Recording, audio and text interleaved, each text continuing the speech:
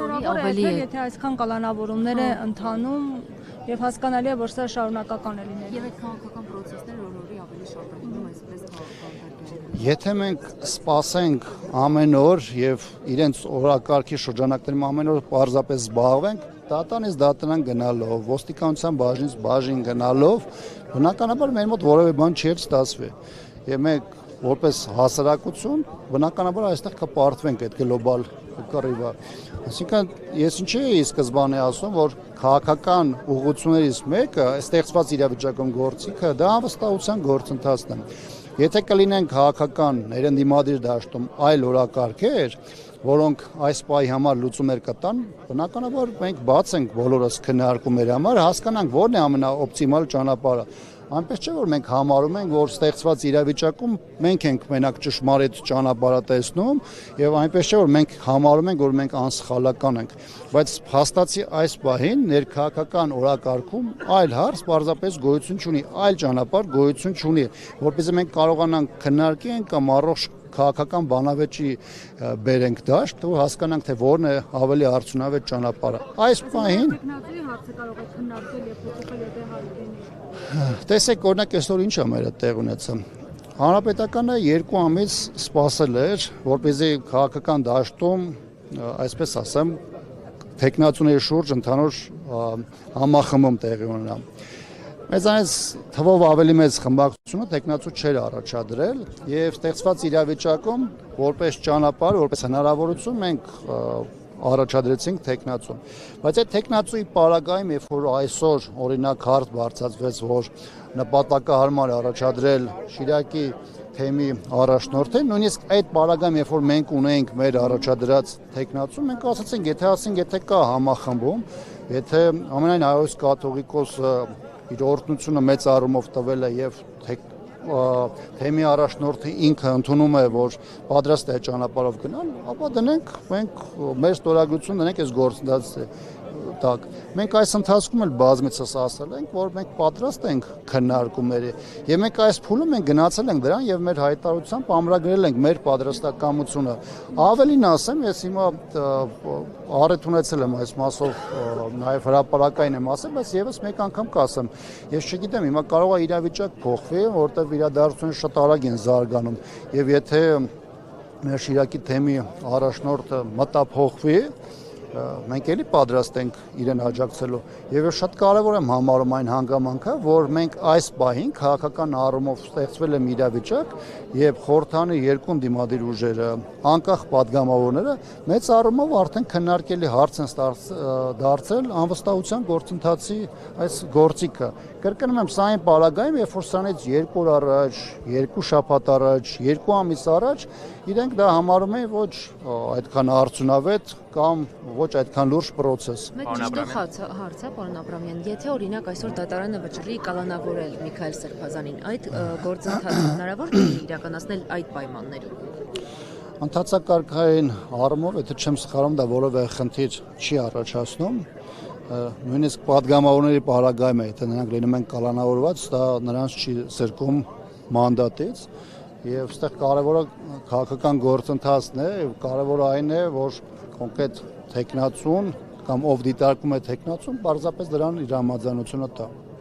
Պարոն Աբրամյան, իսկ եթե ամեն դեպքում Միքայել Աջապահյանը չհամաձայնի, վերադառնալու եք հին տեխնացուին,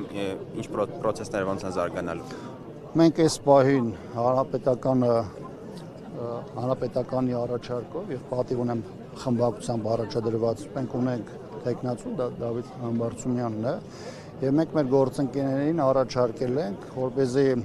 թեման զարգացնենք իր տեխնացությունը հաշվի առնելով։ Այսինքն մենք այս ուղղությամբ միջև սա արդեն մի քանի շաբաթ է աշխատում ենք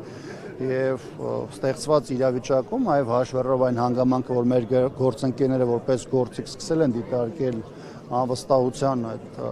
գործընթացի կիրառման այդ հանգամանքը, մենք կրկին հիմա հնարավորություն կա եւ նաեւ հանրային դաշտում ենք մենք դրա մասին նաեւ մեր հայտարարությամբ բարձրացնել, որ process-ը մենք կարող ենք շարունակել այս ուղղությամբ։ Այսինքն սա կա, մեր պատրաստակամությունը կա, մենք պատասխանատվություն դրա համար ստանձնել ենք,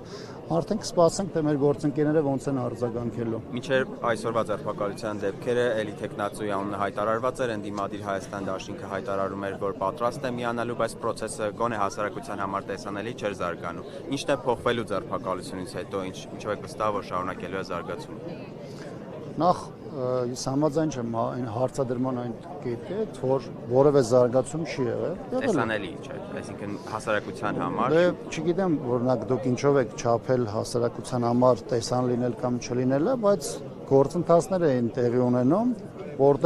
որի կենտրոնում այն տեխնացուները Դավիթ Համբարձումյանը, որ մենք էինք առաջադրել, մենք մեր բոլոր հանդիպումները, քաղաքական կոնսուլտացիաները եւ խորհրդանական մեր գործընկեր ուժի եւ նաեւ արտաքորհրդանական ուժերի հետ տանում էինք դրա ներքո։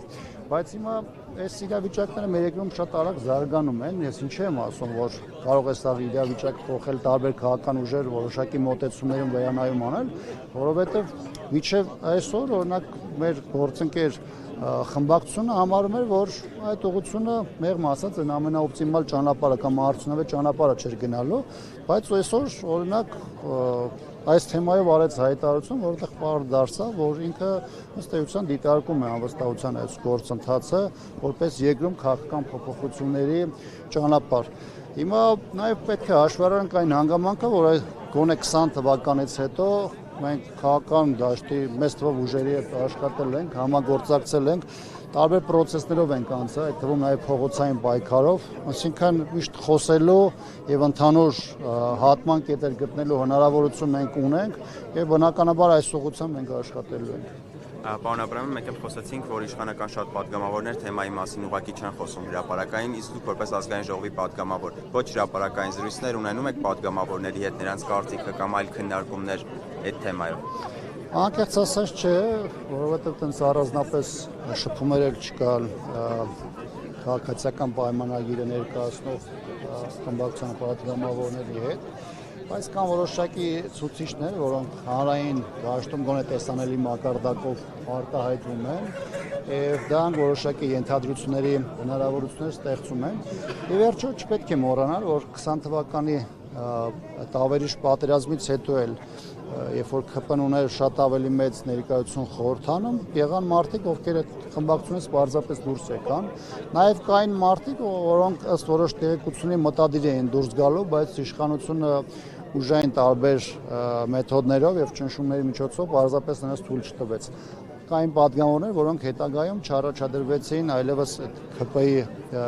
առաջադրած այլ պաշտոններում էլ նաև չմնացին, իրենց դիրքորոշումը նաև այդ ձևով արտահայտեցին։ Այսինքն այնպես չէ, որ իրենց մեծ ներկայության պայմաններում որևէ հնարավորություն չկա կամ եղած ռեսուրսները պարզապես սպառված են։ Ուղղակի դրա համար պետք է քաղաքական ճիշտ գործիքներ ընտրել, իրավիճակը օգտագործել այդ process-ները հասունացնելու համար եւ հնարավորություններ համոզված եմ, որ կբացվեն։